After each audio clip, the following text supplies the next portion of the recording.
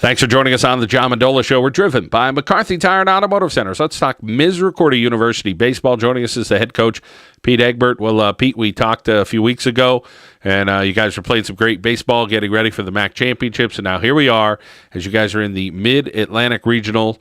Of course, you guys have done a great job of getting this thing set up at PNC Field where the Rail Riders play, and once again, it'll happen again this year. 8 teams in it. You guys are the 5 seed, and how you feeling about your chances?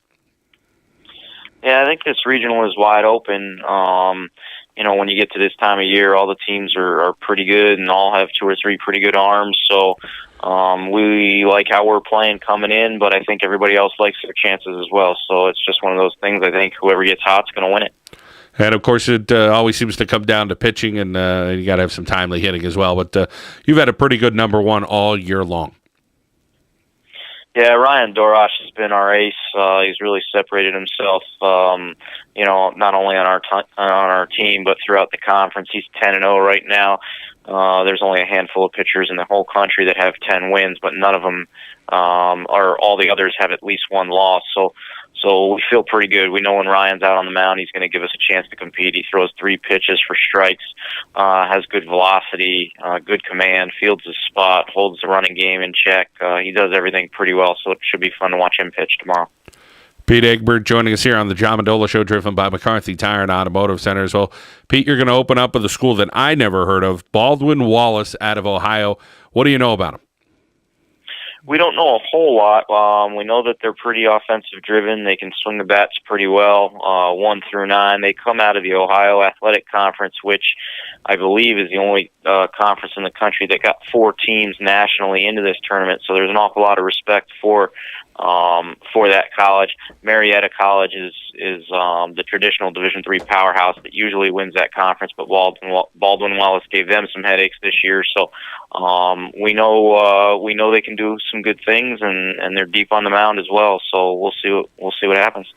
Well, a little home cooking always feels good, and you get to kind of be in the area for the another year. It's great for northeastern Pennsylvania to get to check out some great Division III baseball. You talk about the offensive firepower for you guys, and I know you have some young talent on this year's team. Tell us about who's swinging the bat well right now as we head into this regional.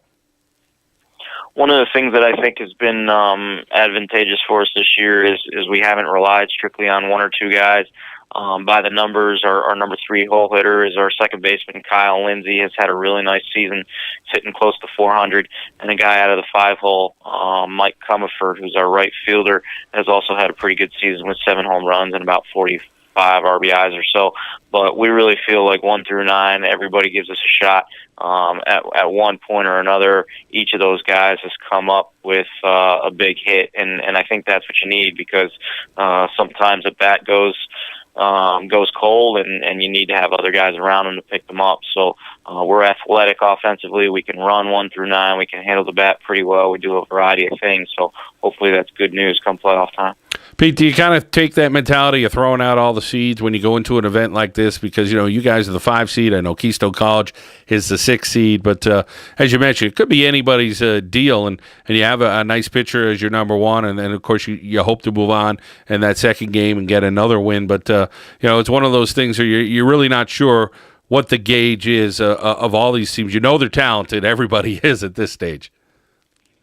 Yeah, and I think that's exactly right. I mean, Division III baseball, you're not necessarily playing a national schedule like they do in Division I football or Division I basketball. So the committee does the best they can under the circumstances, but you got to feel like, certainly every team in our region and every team that's into this tournament that's advanced this far is pretty good. The number 8 seed has a pretty good pitcher, Haverford, who's got a pretty good pitcher that I understand has a chance to get drafted. So, they're playing 8 versus 1 tomorrow morning. Haverford plays Moravian, and again, you get a pitcher that's hot, and you never know what happens. So I think each team likes their chances. The seeds don't really mean a whole heck of a lot other than, the home team for the first game. And then after that, once the ball's put in play, all that gets thrown out, and you just have to execute. Pete Egbert here on the John Mendola Show, talking about the Mid-Atlantic Regional. Happens at PNC Field. It all starts Wednesday, May 14th here in northeastern Pennsylvania. We get a few days out of this and should culminate with a great championship by the weekend. Pete, we appreciate your time as always, and wish the Cougars and, of course, yourself the best of luck this weekend.